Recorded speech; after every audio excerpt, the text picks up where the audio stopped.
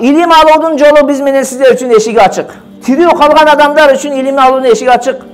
Кээ бирлер ойлоп коет, мына аксакал болду, бул каяктан билим алат эле деп. Бир мисал, урматтуу агайлар. Курбандык жөнүндө бирок бир мисал берип өтүп кетели. Бир аксакал, Мисирде болгон окуя бул, Египетте. Бир аксакал 55 жашка кирген.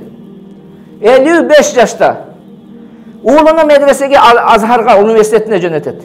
Уулу барып окуп, дамыла болуп келет да, мечитте имам хатип болуп баян кыла баштайт. Атасы илим алууга кызыгып кетет. Элестетип көрүңүз эми. 55 жаштагы киши кызыгат, мен илим алайын дейт. Кара, уулуну көргөндө аябай таң калат да, уулу аябай мыкты дамыла болуп келет. Мен барып илим алам дейт да, Каирге жөнөй көздөй кетет, жанагы Азхар университетини көздөй. Изде барып кыскасы бирөөлөр көрсөтүп табат. Ошол киши 96 жашында алым болуп чыгат. 96 жашына чейин жашайт, чоң алымдардын катарына кошулат.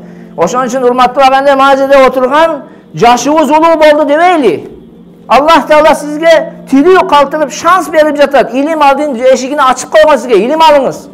Каерде болсо илим алууга сизге мүмкүнчүлүк бар азыр. Ойлойлу биз жашыбыз кеттен биз окуй албайбыз деп. Мындай окуялар көп эле бар. 40 жашында, 45 жашында илим жолуна түшүп, Орто Азиядагы эң мыкты алым болгон инсандар бар. 45 жашында илим алып. Барыңыздар, илим эшиги Аллах Таала тирүү калтырды, илим алуудун жолусуна сизге мүмкүнчүлүк берип жатат. Эшигиңизди ачык ала бериңиз.